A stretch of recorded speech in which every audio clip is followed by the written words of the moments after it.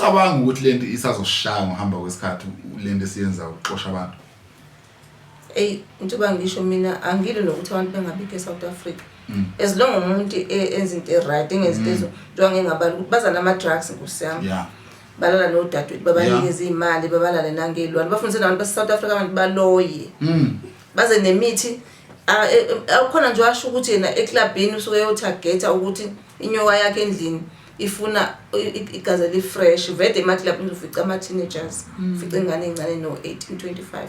athi endlini kahlahle kusungesiyena kusokile nyoka le nyoka yayi ngoba ukuthi uyena umkhulu wakhe uwathwala warawara yayibona yolo nonsense mabefuna ukuyothwala baya eNigeria manje amasonto ama-fake abuye eNigeria iza la eSouth Africa uma uqondile uzokwenza into right ungazoxhaphaza udadewethu ulala nabane zo-500 uthi nje mina ngizela eSouth Africa ngizokwenza umsebenzi legit ngizopha abantu umsebenzi hayi uzokuzwa ngokuzongcolisa izwe wrong boshwa nje noma ubuyele welakini bakudeport ushona ekhaya kini hlala la eSouth Africa mawuthi uzokwenza into right uzokwenza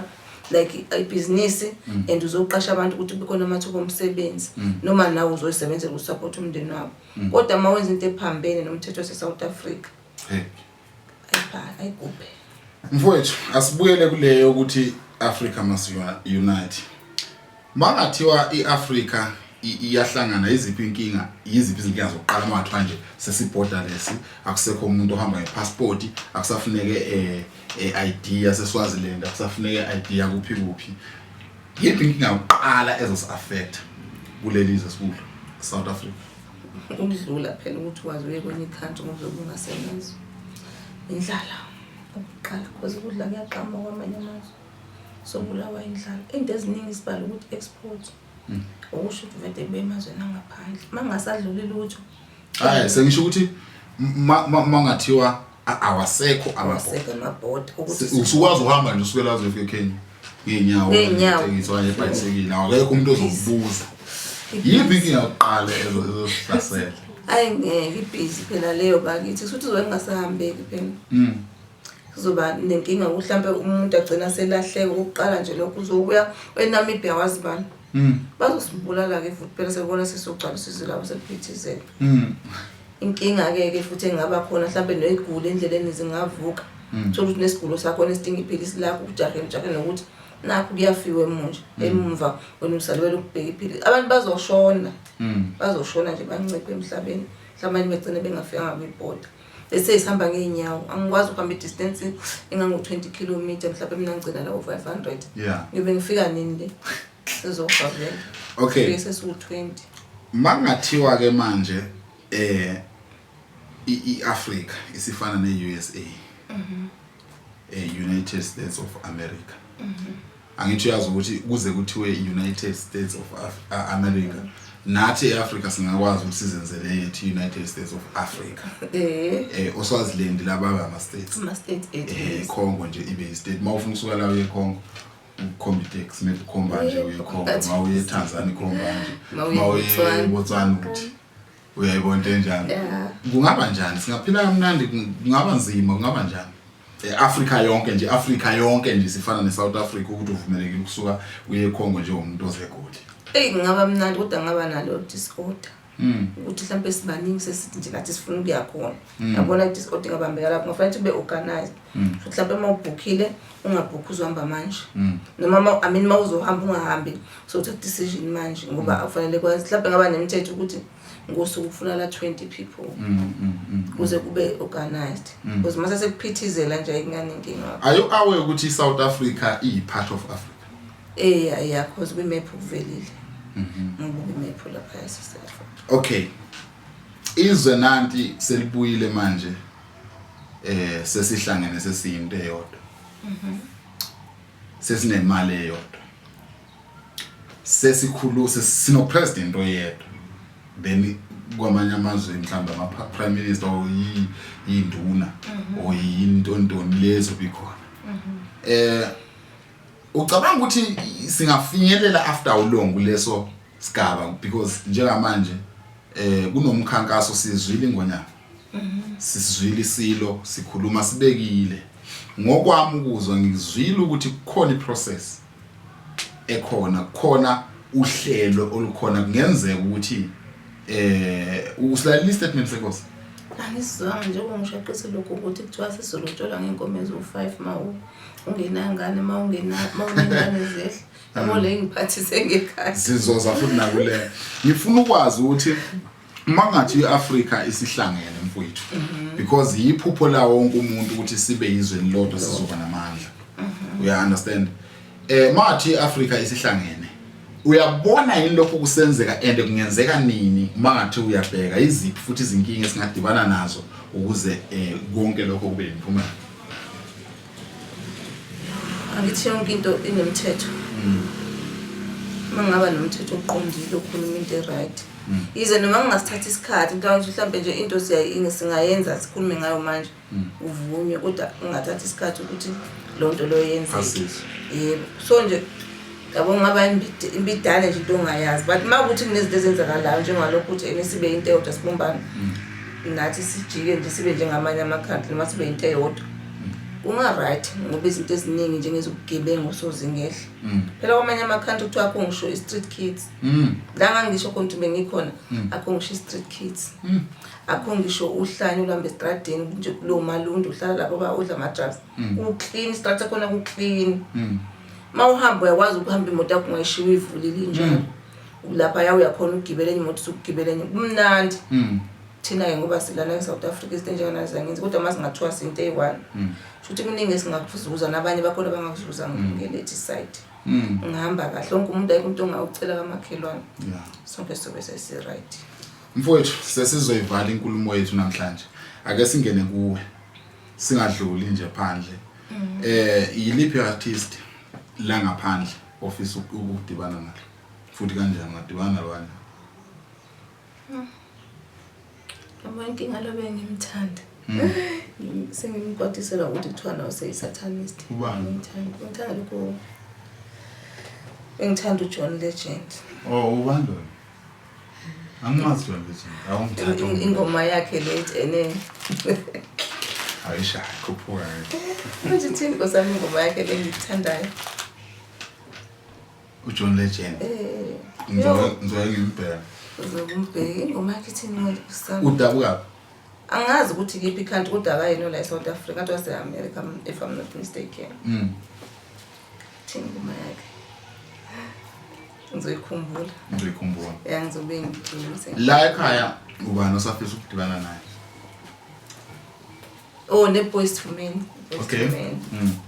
ngiyithanda futhi ngiyafisa ukudibana ngiyafuna ukudibana naye inkosi yami angazi ukuthi kanjani ila ekhaya Boyz II Men ingale ngaphandle okay la ekhaya la eSouth Africa baningi kakhulu awungeze nje 3 or 5 ngathanda ukuxhumana noDominic Stad imawo uDumo usho lo oka imawo kasabelelayo locula igospel sorry sekuzokuba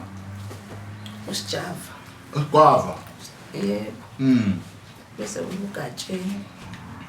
hani salalelani sekukhona-ke nowesifuke-ke lo lothi ene angimazi igama lakho kodwa ngithanda ingoma yakhe lethi ngeke ngikuncenge ngencengo nyoko Lord yebo ngiyamthanda-ke lo sesifuke ngiyamthanda-ke naye because like bengingayithandi umaskandi kodwa iy'ngoma zabo zingishintshele zangenza ukuthi ngigcina sengiyithanda sengiyakhona nokugqoka nje ngibe umZulu ngibona ngathi ngumZulu sengibona sengikuthanda mfowethu uyabona ukuthi uZulu njengoba sisakhuluma artist uyabona ukuthi uZulu ukuthi supportive kangana buka nje ikhampani kaBrandwood uzi lama brand akhona athandwa amabhinca ingathini inkulumo yakho ngengezo nange-marketing wena kumuntu one-brand oneskipa sakhe njengoba mina nasi nje sami akusebenze lokho akusukeni madoda amabhinca ngingangena kanjani nale brand yami ukuthi ukuze phela amabhinca agcine sesishwenka ngayo okanye singene impela njenge-Brandwood Ngicabanga ukuthi ukuxhumana nabantu abawusomabhizinisi nomuntu onaye one-brand kodwa esekwizinga eliphezulu njengoba asidlelana umoya sichobelelane ngeke ngida Stefan neyakho kodwa nama ngifake ukuze nami ngibe kuleli zinga lakho asibonisa wenze kanjani ngibonise ukuthi 1 no 2 no 3 wenze kanjani bazophuma u5 njengomuntu osomabhizinisi vela sidlelana umuntu mawusomabhizinisi wenze kwakho nami ngenze kwami cela ungicushisa bakhona abantu siyazi sonke ukuthi uMaskandi uwumculo wesintu ugxila kakhulu emasikweni bakhona abantu abafana noPhungalentshe abathi mabe gibele stage umuntu usuke evunulile namanje nje naye imvunulo yami khona yini abantu bakithi bengaziveza ukuba ngobani ngemvunulo uMaskandi yazi abanye bayafihla abanye ba right bayakuveza ukuthi ngoba yabo la ngichaza khona imvunulo ezizulu bandla ihlezi wina ngiyazi ukuthi ngisho isoyini khona lamaXhosa begeya u2 ashadisane egqoka imvunulo mayi2 wangenela ungizo wathi nisijwayela kabi nina idabane warawara kodwa bebebahle athi umuntu yo makuveza imvunulo athi uwazi wamuhle umZulu wazongqokela kamnandi I think abanye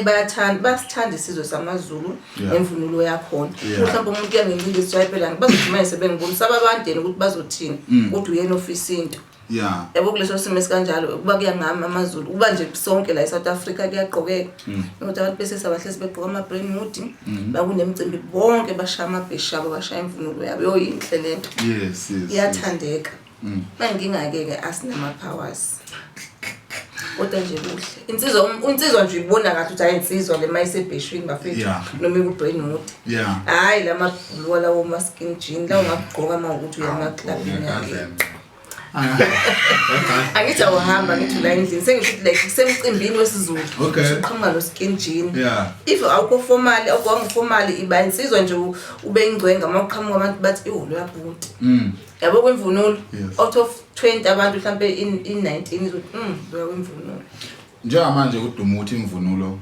umuntu yazi ukuthi kuyawafika isikhathi wathi mawufaka imvunulo kube ngazuthi umuntu oyekho right umuntu onamadlozi and amadlozi amadimoni wena uthini ngedlozi uthini ngemvunulo imvunulo lekhumbu imvunulo lekhumbuza idlozi and idlozi akulona ni demoni ku ngokuthanda imvunulo ayingeke mina awenabe nje yazini kahlahle nje idemoni usekuwena umuntu osukubona amademoni bayigqoka into ngoba ngithandile okay angiphiki izangoma ziyagqoka zigqoke lokhu okwesiZulu ziyakuthanda ukuthi kwasho bani ukuthi ikhona fanele bagqoke wazibona nomuntu wabathipha ukuthi abagqoka kanje kodwa nje masingaye ukuthi singabantu sekucwasa asingaye kucwasa umuntu akagqoka into yakhe bakithi ngingabe ukuthi wena uzoba ne-input into nomuntu ogqoka ngigqoka into yami ngoba ngiyithanda so wena mawungicwasa uthini ithenge la uma ukuthi ubona ukuthi mhlawumbe ayingifanele wena ungaba ngcono uma uyigqokile umuntu ugqoka noma yini ayithandayo ngayigqoka into yami ingahlaba umxhwele kodwa mina manje ngigqokile ngihlaba umxhwele akusiwena wethu ezongakuhlaba umxhwele khona umunye ezothi manje ngigqokile athi wow this lady angabi namono umunye azasho athi waziwa muhle omunye umuntu engathi ngimelana nawe umphendula angeke phela ngikubuza into engiyaziyo ngifuna ukubuza ngalento ophila ngayo impela uthe wena usindisiwe 29 angithi kodwa manje uyavuma idlozi yebo engikusonta ngenkolo yami mina ngisonte eZayoni ngasonte ePostoli akho amasonto engasonta mangikhulu because family yami bisonta lawo masonto mawingana ngithi ulandela umndeni so umfundisi wangitshela ukuthi futhi lento ngabona ukuthi wayi right ebakha ekhaya kini mabekhonza amadlozi mawusesekhaya kini uzokhonza amadlozi mawususemzini wakho ukuthi usuthatha decision ngoba usuyi-head mina ngiyaphuma emadlozini kodwa mina futhi ngeke ngibize umuntu wasekhaya ukuthi idimoni ayengeke mina nje ubhuti wami kade ngimlama lo shonile bengimkhonzile ngalendlela noma hambe ngibakhonzile bonke nosisi bami mabe ngivashele ebusuku ngeke ngithi fire cha ngikholiwe impela kodwa ngeke uzongithole ngithi umuntu wasekhaya fire mabe ngivashele futhi ngiyajabula ngathi ukuthi ngixamalazile kodwa nje ngeke ngibize umuntu wasekhaya ngedimoni umuntu ade ngihlala naye ngidle isitshene esi1 sikhuluma senza yonke into egcineni mengasekho sembiza ngedimoni engeke ngikwenza ukuthi ngihambe ngithi ngiyamkhothamela ngithi unkosi ngithi uyena orule impilo yami cha lapho ngeke ngikwenze lokho mina ngiyasithulela uphumule makushaya isikhathi ukuthi avuke makuvuka abafileyo lokho engikwazi ukuthi uyovuka kodwa ukuthi ngithi nje idimoni cha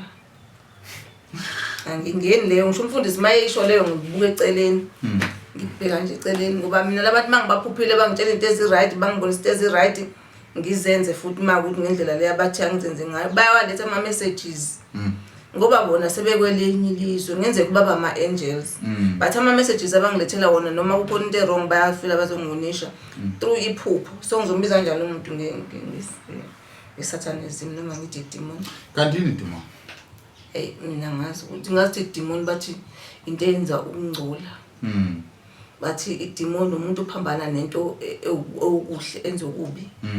That's why ngithi labantu ngoba ngenzela okuhle ngizosho kanjani ukuthi idemon. Nenkanuko ungayibiza idemon. Yes kokunye inkanuko vele ingena ngaphansi kwedemon ngoba ngisho ngithi ukuphambana nento enhle kwenza into e-wrong. That's why sithi idemon. Ngabona umntwana egqoka kahle emsebenzini ngibe nommono ukuthi ngathi ngafisa ukuba njengaye ngisebenza indaba ucanga ukuthi lo msebenzi ufanele wena indaba ungacaba ukuthi naye lo uyafanele umfanele lo msebenzi nawe wakho umsebenzi sendlela kodwa ngenxa inhliziyo embi umsebenzi wakho uyabanjwa ngenxa ukuthi wena ufisela ukuthi ube wena ophumelelayo lo ubonayo ombonayo kumhambela kahle angifisela ukuhle kuba nedemoni nalokho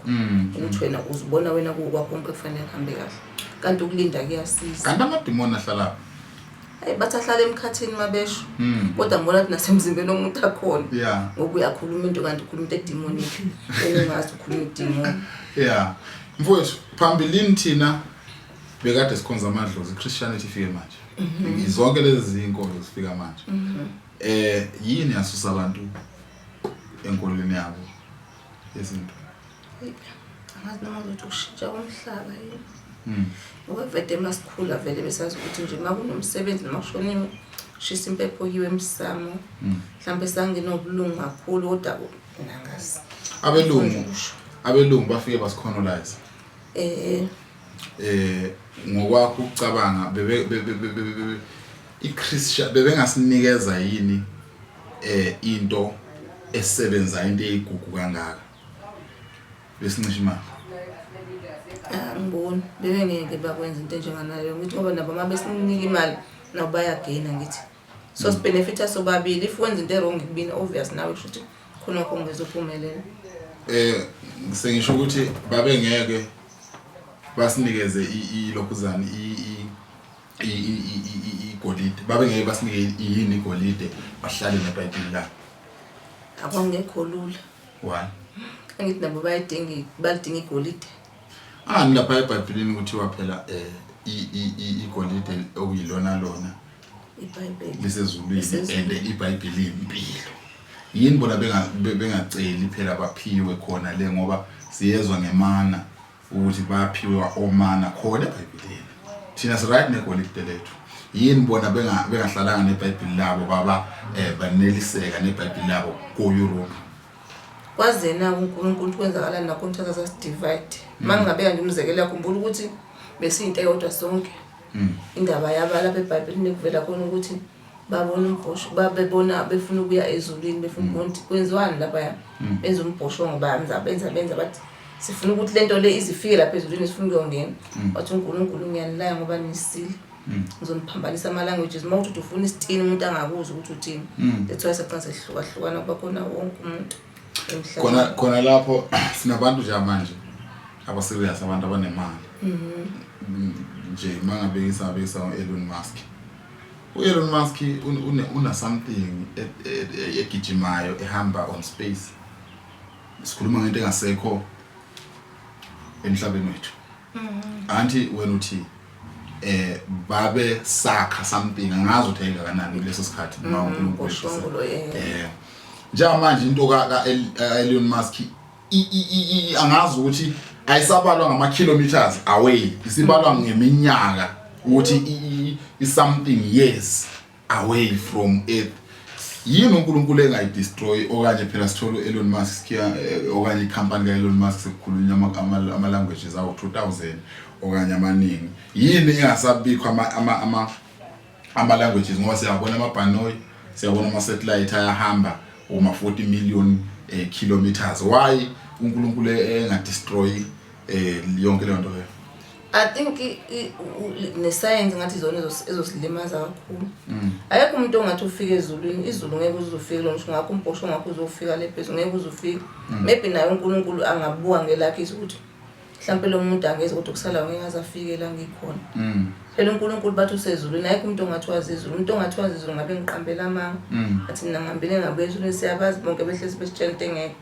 akekho umuntu owazi izulu so asazi ezulwini ngabe usemkhathini noma kule phezulu yabona nje masingadila kakhulu nescience lo muntu loyo ukude ngiyazi ngaye ngiyengizwe ngaye bekhuluma ngaye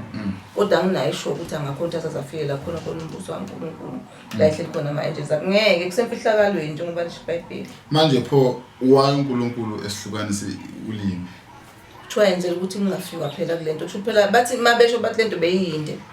futhi bisi-close noma ngazi ukuthi kangakanani ngokweBhayibheli phela mina iBhayibheli liyazisho ezinye izinto kodwa esibezi ngabhilive kodwa ngenxa yokuthi usukukholwa ukuthi yonke into eseBhayibhelini iyona eqoqa ukuthi mina nami nengqondo yami ibe focused okunye kwakho nje ukubona mase bekufuna ukuthi ayingeke phela kufika kakhulu na ukuthi mangenza ama example for choice team asifunakala kodwa bona babe nabafazi nga20 nga30 ngizibuza ukuthi indaba ethina singakwenzi kodwa bona babe bakwenza eBhayibhelini makuthi ngempela nabafundisi babesifundisa into eright waye umfundisi wakho njengami ngisindisiwe angitshela ukuthi angishade esithenjini angithandani nomuntu owenza amadlozi kufanele ngithanda nongikhetho esontweni bathi ubambo lamalukho esontweni yabo ezinye izinto ziyasidida angifuni ungasho kodwa nje ngikwazi ukuthi ayikho umuntu ozofika phezulu uNkulunkulu embuso kaNkulunkulu nalo makhona akhona angazazenze athi multiple ngeke afike kodwa ezulwini okay ngoba akekho umuntu wazi izulu mhlawumbe ukula sazi kodwa mhlawumbe uNkulunkulu angamsave ukuthi hayi lo mhlawumbe wenza ngokungcwele nothi ukuthi wenza ngendlela ukuthi nawe ufuna uzobona mina unama purposes wakhe enza ukuthi ayenze this thing but akazelanga ukuthi ufuna ukuyobona uNkulunkulu laba bathi sifuna ukubona la hleli khona uNkulunkulu sifuna ukubona esihlalweni sobukhosi bathi benza ubosho ngoba bazoniwa ngawo that's why uNkulunkulu athi let me help you ezulwini wangena ngenyama nalomzimba enguwo kuthiwa ngina ngumoya mabesho uNkulunkulu yena ngikhuluma into engingakazi uNkulunkulu emthuswa yini mebona abantu beza ngento ngeke bangene nayo wena kungakuthusa yini ukubona impukane izendlini gijima izendlini ilanda udonga angeke ayisi-straight impukane so uNkulunkulu yena uthuswa yini ukuthi abantu njengamanje bayeza ekubeni sazi ukuthi ezulwini yomngeni hamba ngenyama ezulwini bathi kusemfihlakalweni mabesha ngithi then yena utatazela kanjani mebonani beza thuswa yini anginayo isho ngeke ngiphendule ngoba ngiyena uNkulunkulu ngeke ngiqambele uNkulunkulu amanga ngilokhu ngisho ngathi ngiyazi lapho ngeke ngiphendule kodwa engikwaziyo kungani like mawubuka bathi kusemfihlakalweni yamkhumbula omunye abakhonzi baJesu baNkulunkulu ngesikhathi bebuya eGibhithe abaseJerusalem abaseIsrael babehamba endleleni uNkulunkulu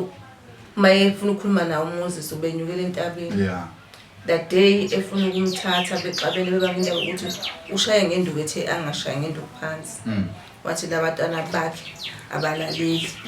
uthe umyalelo ungashaye ngenduku kusho bangacela kanjani ukuthi balambile baxalela uNkulunkulu bebathesta indaba bengalaleli uMose naye wanyanyanyiswa la nothonyanyiswa uNkulunkulu washaya ngenduku phansi ithuna likaMoses alikha ngithi ngenxa ukuthi uMose uNkulunkulu wambula wambeka lapha ambeka khona kwaze wafika sambhotisa uthatha isidumbu sakhe kwenzeke imiracles mawumbonile uNkulunkulu uthiwa mawubona ubuso bakhe emabesho bathi eBhayibhelini ukuthi mawumbonile ubona mhlawumbe ngenze ngathi ubona ubuso isithombe senyoka like oyinto ekhazimulayo ebusweni bakho kodwa uma kuthiwa mawumbonile kungabuyeli phansi ukuze ubuye uxoxe ukuthi ngibonile that's why ukuvida ushona ngithi so nje bona bebefuna ukudidisa uNkulunkulu bafana nalempukane nale demon lakade liangel kaNkulunkulu lathi nalo ufana noNkulunkulu bona nje tethumona kade bakhona yini befuna ukuzobona ngale uNkulunkulu ukubekela wena ufuna ukuyobona ngale that's why uNkulunkulu ashintsha amalanguage ukuthi ngeke nizobona into enginganitshela kuba bengifuna ukuthi nize phezulu nizongibona bengizokwenza indlela yami ukuthi nize yini ngifuna ukuyifunela nini okunye kungalaleli lokho lapha eBhayibhelini ziningi izinto ezindida kakhulu ipi family kaJesu Maria angazi ngiqamba manje ukuthi ukhona phela la ekhona ngoba ngikhumbula ukuthi ushonile uMaria eBhayibhelini awasho ukuthi ushonile akafi Maria akafi angithi uMaria uye lo muntu owakwazi ukwenza ukuthi akhulelwe ngomoya yaphelela lapha indaba kaMaria Maria ngikhumbula nje ikhiphela umntana ethi yombona lapha yayitshela ade faka khona futhi sekubeka itshe ethi uzomvakashela and then wamtshela lo wayekade esondeni noJesu wathi ake utheba uhlangana eGalili wathi enevumelana abantwana bezeki wamtshela futhi ukuthi ushilo wathi ngosuku lesithathu uzovukela kubaba ezulwini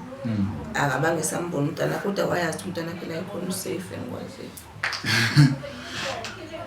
bathi Maria ukuthi alokho evezwa ukuthi wakhala ekhaya lokuba umntana ukuthi ngesaphinda mbone angazi ngibone lutho besakhuluma lapha dadwethu uthi wena igazi kaJesu njengoba laba umnikelo laphalala gcwala imfula nama-canals wonke wena umnikele esontweni unikela ngalokho unikela ngakho engabe kuyaphalala noma kwenzala angitshela umnikelo wakho umbuzo wakho igazi nemali akufana ngithi icoin imali igazi into eliquid so vele ngithi ngesikhathi uJesu ebethelwe kwaba khona ukuduma kwezilwane ithi imvula enkulu igazi lakhe vede belingena emanzini ngeke lingaye emfuleni lehlukahlukene isaba leshone wherever that's why ithwala phalala la kugcwala imvula nemosha so imali iyesontweni and mayisebenza mawukuthi uyakhipha kweshumi mawukuthi uyaqaphela izinto zakho zikuhambela kahle uthola umsebenzi wakho nje ubanjwe into encane ukuthi wena ukukhipha kweshumi uNkulunkulu phela umthengi kodwa usuku sacrifice ukuthi like njengasesontweni kunedinga ngithi thatha wona le mali not le mali sikuzwa kumfundisi umfundisi unemali zakhe ngisho kuwamfundisi wambeyisosha wa resign wathi ilokhonje necalling yakhe lekuthena aphikisa abantu so ube right financially nomfazi wakho usebenza kahle thina imali masikhiphile kuthenga ukudla weingane ukuthi ngebreak masonto ngesikhathi selunch ingane ikwazi ukudla esontweni ingalambi ngoba hlala ngo8 until kuze kushaye 1 imali yakho mawambisa esontweni sokungayilahle noma sokuthi ubedile kodwa usukwenzela ukuthi usacrifice uNkulunkulu ukuthi akwazi ukuthi Nkosi ungiphile lo msebenzi nami angikhiphe lo 10% ukuthi ngikwazi izindlela engiappreciate ngayo but not ukuthi siku sizosave ibandla engikukho mina ngisekuthenini njengamanje umnikelo waJesu wahluka ngoba kwakuzalwa kwakhe vele kuhlukile yes uJesu walanda ukuzosifela khona lapho futhi abambulele babe kwicala okay fine singangena kakhulu engikukho mina sesiphetha ukuthi njengamanje mawunikela imali ithathwa lapha hluphekile kusho ukuthi izindlela uvala inhlupheko mawunikela ngegazi ngibani othatha lo gazi liphelela lingena emfuleni nje liyapi ngoba siliphuzi igazi aniphuzi nenigazi nokuza ngegazi likaJesu lali siyapi ligazi leli ngoba mawunikela kusho ukuthi angithi ngiyanika ngibani lo wamukelayo mangikhipha imali uNkulunkulu wanikela ezempuli yesi waye ubani owamukela igazi likaJesu lamsiza ngani yena lo walithatha yabona ke lokho ngeke ngize ngicomment ngoba ngangingekho ngesikhathi uJesu ebulawa sibuyela kule nkulumo yami ukuthi uyabona ukuthi kukhona umuntu ongaphezulu kwaJesu hayi nefa ungaphezulu kwaJesu ongaphezulu kwaNkulunkulu ngoba kuyabona ukuthi uNkulunkulu ungenzeka ukuthi wade ephila kanzima kunomuntu oyitrade wazi wagcina wathatha ingane yakhe uthini ngalo comment lapha okay ayisidluleke lapho ungathini kumuntu njengamanje uphuma esikoleni umuntu ohlulekile ukufunda okanye osefundile osefuna ukuqala impilo ngoba kunalento ethi life after matric okanye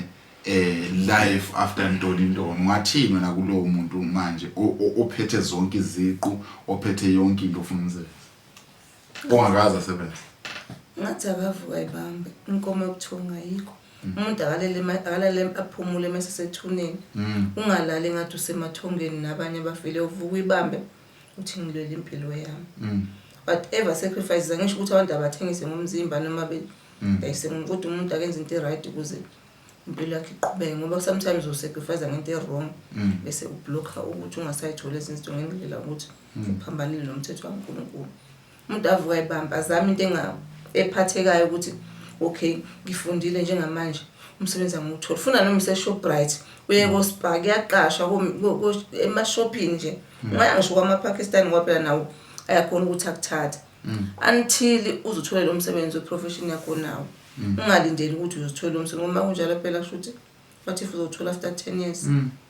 zama ukuphathanisa ungalindeli ukuthi uzithole lokho okufundela. Yiliphi iqembu esingalivotela eSouth Africa lingashintsha yonke lento esibhekene nayo inhlupheko yonke nje into eyinkinga kulelizwe? Yiliphi iqembu esingalivotela? Nansi ANC, MK, EFF, DA abanye bakhuluma ngoGroenewald ukuthi uyena umuntu ongasibuyisela kahle kwi-apartheid. Wena uthini? Bathi uyena umuntu ongasiphilisa kangcono kunawo wonke lamakhehla we-ANC adlala ngathi. Wena uthini? Ngikhuluma umuntu engakaze ngizwe nangaye ngiqala nje nokumuza namhlanje. Kodwa ke iqembu lonke liba lihle malingakabusi. Once labusa bese liphinda linikhombisa isibhoko. Kodwa nje ilokhu njani MK mina bengayivotela ngoba uzuma okuningi ubekwenza kade kusabusa yena. Uncane ngakwenzanga naye abekushela abalandela phela naye ngeke uze be professional ngendlela usunguza uthi ucula yonke into uyakwenza ukukhona ukwenza ungangamandla akho. So nalo lo qembu lizofika nalo uzofika lilihle li right lithandeke kodwa engazi ukuthi igcine nabazokhwabanisa. Njengabonke akekho umuntu ongathi mbese eParliament angakhwabanisa. Bafika abakhwabanise khona bekhishwe esikhundleni abanye bethi noma sebekhwabanisile njengomunye nje ophethe manje uyakhwabanisa kodwa still sekhona esikhundleni. I think ilentuzana ingaba right MK ngokubona kwami ngoba ayithandwa amaZulu kuphela. Ibone nabangakubo kwakho babu ba business bathi nje siyavota sivotela uZulu. Ubangani uRamaphosa? Mina ngibanga ukuthi akazenze izinto nokuthi wafihla imali phansi ngombhede. Ibali kabandi ayifihla kanti. Angazi ke noma yokukhwabanisa wathenga ngayo lezi zinto ekuthiwa wayithenga yini. Yeah. Kahlahla naye kahlahla ezinye zezinto akakhwabani uma uthi uyakhwabanisa. Ayikhwabanise i1 ngoba bakhona abanye lokhu bavela nje kancane kancane. Kodwa into engixakama ukuthi imali yesihle wayingena phansi ngombhede ingane ebank. Kodwa ngisho ungayivotela iDA? Awungeke. Abelungu awunever shem. Abantu kuthiwa never nje labantu kuthiwa bahlukumeza kabi ngesikhathi kuphethe bona. Behlukumeza abantu abamnyama. Umuntu obeveda nathi mayibona ukuthi umuntu mengingakuthanda akudula athi bejelidisela noma athi bethi mfene never. Ucabanga ukuthi njengoba ade besiphethe kanjalo abelungu bengasinikeza yini into ezosiyisa njengoba behlule ukuhlala nathi manje sizongena yini embusweni wezulu sihlale ndawonye nabelungu mubheka nabo banendawo yabo kuyavotwa khona ezulwini? Ngicabanga I think uNkulunkulu ngoba kuthiwa siyafana kuyena noma ungazi izono zakho zibe bomvu. So besikhona sonke sendawonye and lapho phela sobe sesilungisiwe umuntu esethethele izono zakhe sesendaweni efanele. Then ngiyacabanga ukuthi singaba ndawonye nabelungu sebe right. Then why emasontweni practice lento ukuthi nihlangane la emhlabeni ngoba kuthiwa okunqunywe emhlabeni unqunyiwe nasezulwini? Nina manje niyakhonza nithini ezulwini kodwa aniyenzi into efunwa uNkulunkulu. uNkulunkulu ufuna babe ndawonye. Anga ukumbone wena umlungu eshaya isikhala?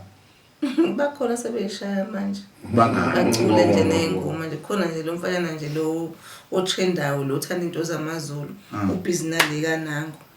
Ushaza fushoke phansi. Futhi akusiyedwa khona enye iqembu lebhola ngalibona mina uthi angisazi ukuthi kuliphi.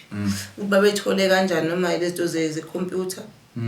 Ngaluthwa lapha ngabona belungu beshaya yona lento lebeqoka umjisi. Ngathi mina kahlahla amaZulu ayathandwa.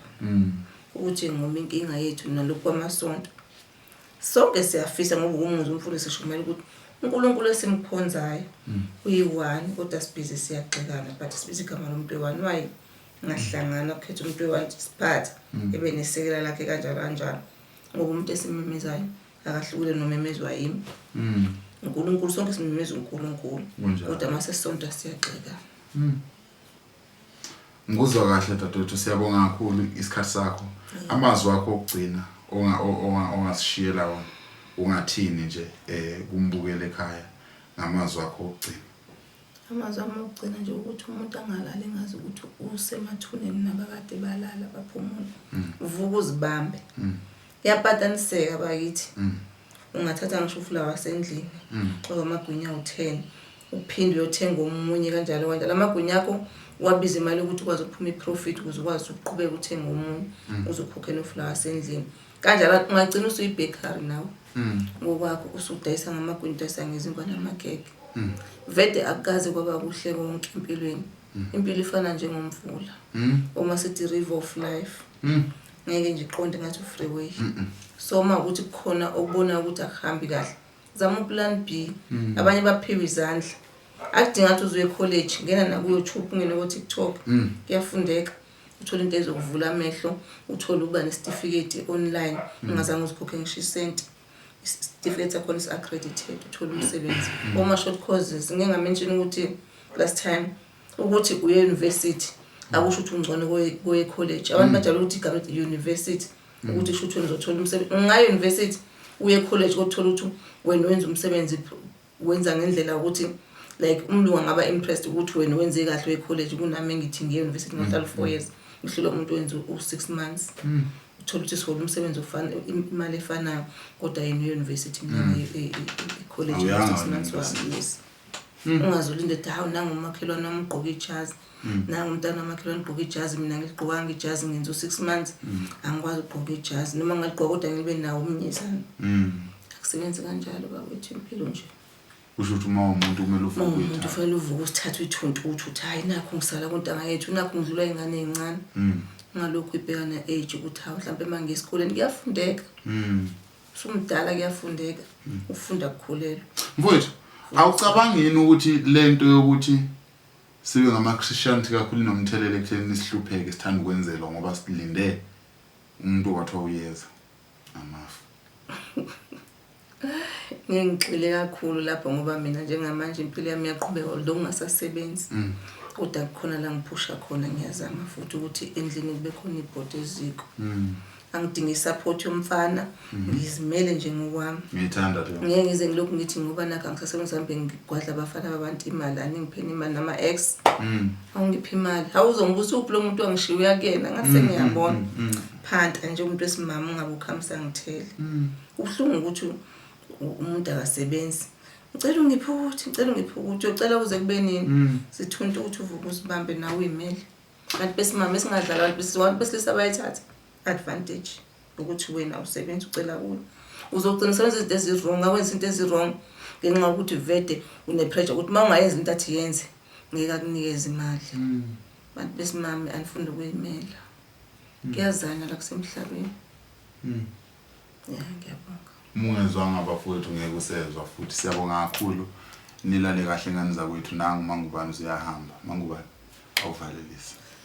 umhlophe kodwa abantu benkosi yini wathanda sikhulume ngayo next time mina ngingathanda ukuthi next time